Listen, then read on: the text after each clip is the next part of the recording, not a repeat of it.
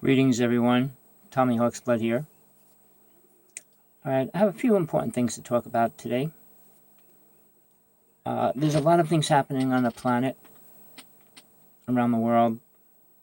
Earthquakes, tornadoes, super weather changes of all kinds, fracking, chemtrails. Yeah, there's a lot of things. Whales, dolphins dying in large numbers. Fighting going on everywhere. Children going out shooting people. I mean, there's a lot happening if you're aware and you go outside your little box that most people live in. So what I want to talk about is, what do you want for the world? What do you think can change? What would make it better? And what do you expect? And where's it going to come from? Well, I want to talk about aliens versus demons, for one. Angels versus aliens. Gods versus God. Ego versus mind. Mind versus soul.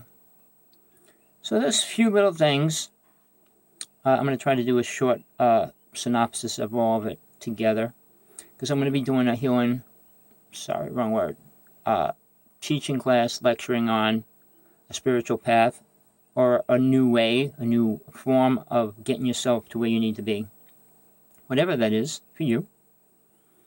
All right, I want to start with, okay, what religion are you? What spiritual path do you follow? What do you believe in? Is it real? How real is it to you? Do you believe in a God? Do you? Do you believe in source and a power, energy force? What do you believe about reincarnation? Do you believe in it? Why? Do you think there's a benefit to know or not know? There's a lot of questions. Why are you really here? To have as many children as you can? To have sex as much as you can? To drink as much as you can?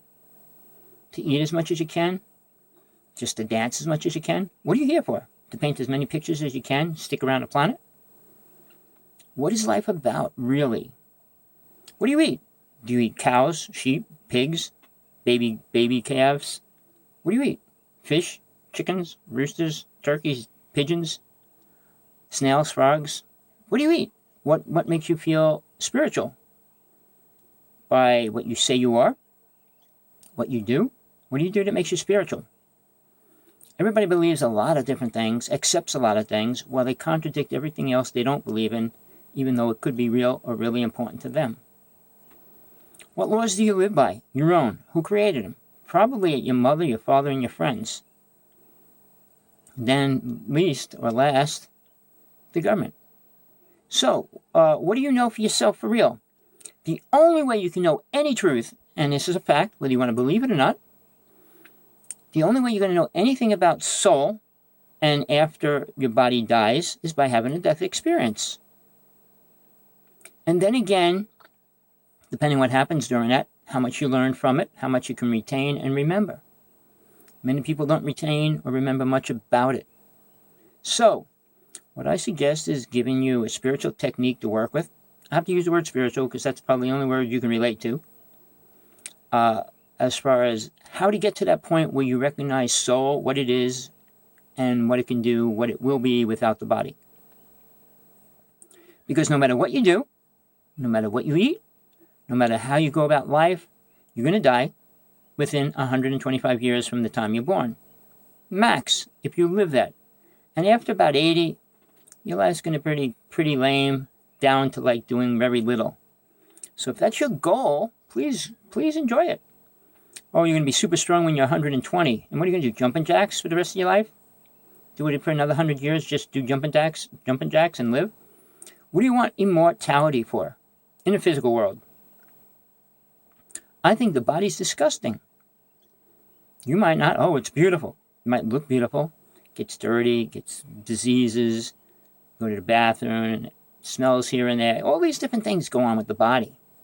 That's not a spiritual being. Soul doesn't do any of those things. When you experience soul, you'll experience the essence of what we perceive to be essence of God. Until you get to that point, even the astral body has that essence, not at the highest level, but it vibrates and its light energy is much, much brighter than here. The average person's light is invisible. The aura is gray, red, orange, yellow, slightly yellow if they're slightly aware. Bright yellow, bright blue, and bright white is pure spiritual energy coming through, and the levels of that. So when you see a person's aura, you can tell where they are. They don't have to say, I'm this or I'm that. You can look at them. You'll know what they are if you're willing to even learn how to do that. And it's simple. Things that we should be learning, people should be out there teaching, aren't. The old word, the silver cord. Shirley MacLaine did a movie way back when, out on a limb, and she talked about it. Funny, nobody talks about it. Oh, we don't have one. We don't use it. Well, guess what? Soul's connected to the body for a reason. And it's connected in a psychic way, an astral way, whatever. Meaning, when soul leaves the body, it doesn't get lost. It comes back to the body. Because of that, it's only allows you to go into the astral plane. So until that's cut, removed, eliminated, can you go further than that? If you don't even know that it's there or how to get rid of it, you're not going to get rid of it. Because many souls would be lost in this, I don't know what kind of dimension of unknown, knowingness, unknown space. We'd be floating around for a while because you don't know how to do anything or get anywhere or be aware of what you are. So going beyond that, let's go to, what do you want? What do you believe in? Do you believe in a God? Do you believe in religion? Do you believe in spirituality? Why? Which one of them can you prove to yourself that's real? Well, I had an experience and I was saved. Well, every accident you either live or you get killed. I mean, there's always 50-50 chance of both. And when things happen, if you get deathly sick, there's a chance you could die, a chance you could live. And when you live, it's always God or spirit, or if you die, well, who is it? The demons took you over? We have such a limited viewpoint. The Pope screwing everybody up by creating and changing the Bible, changing the Ten Commandments, changing the